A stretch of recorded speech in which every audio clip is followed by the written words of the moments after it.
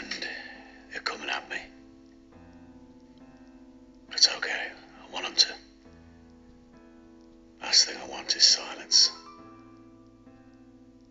Standing up there in silence and someone says, sorry about all that noise. Sorry about all that dust. Sorry about all that mud. And all that fucking blood. And you say, don't be sorry. Don't be sorry, it's all I can do now.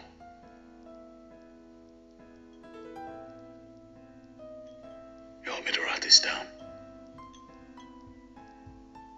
Do you want me to write you a fucking letter? Me and Arthur can't write it down. Because they haven't invented the fucking words. We don't have the fucking words. And the worst thing is, could have stayed at school, but we volunteered. Still don't have the fucking words. Just an ordinary mortal man, a Thomas Shelby analysis. Peaky Blinders starts in the 1920s, where we are greeted to the Shelby family that is head to a razor gang in Birmingham. The head of the Shelby family is Thomas Shelby. Thomas Shelby is a character unlike many others. Tommy is a veteran who just came home from World War I and is forced back into society without having fully recovered. This causes him to pursue a life of organized crime in order to set up a legitimate business. Using the trauma inflicted on him whilst being a tunneler, he's able to channel that into a more productive outlook on the world. Throughout the show, we see Tommy's endless ambition. This show highlights how even in dire moments or situations where one should be weak, channeling your focus and staying present can alter those moments. We see time and time again where Tommy is and should be in a lot of trouble, but seemingly escapes his problems, using ambition and willpower. In season 5, Tommy's son mentions that Tommy is not a god, and Tommy replies that he's just a mortal man, not a god yet. But you're not God.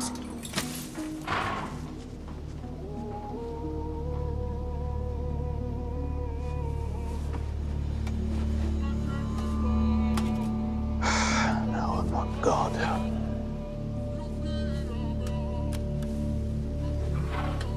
Not yet. Although this scene may seem insignificant, it is actually a deep look into how Tommy views himself. There are moments like this throughout the show where Tommy believes he can take on the world. There are also moments throughout the show where Tommy is shown to be vulnerable like many of us. Tommy is just like anyone else. He suffers from many problems, including substance abuse and PTSD.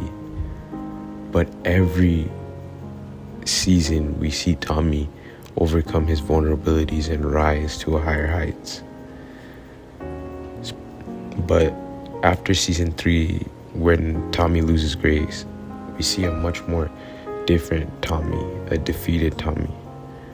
We are revisited to this vulnerable Tommy multiple times more in the show. But the thing that stands out is how Thomas overcomes these moments. He never gives up. And even when he tries, he's never allowed to pass. Mother, they'll let you pass through.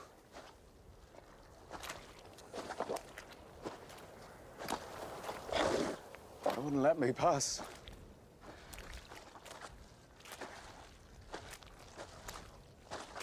As if there were to be another consequence. Thomas's brother, Arthur, is a complete opposite of Tommy, and the show highlights that a lot. Although Arthur is the oldest brother and older than Tommy, he does not hold the title as head of the family. Arthur's character is shown to go through the same trauma as Tommy, but he takes a completely different approach. than Tommy. Although Arte is shown to be mentally weaker than Thomas, his character acts as a contrast to Tommy, adding to the idea that Thomas's mindset is what separates him from the rest. Even characters like Oswald Mosley point out how different Tommy acts than the rest of the family, and even the world. Thomas Shelby is a character that rises up from the streets and climbs his way to power, and becomes even a literal politician.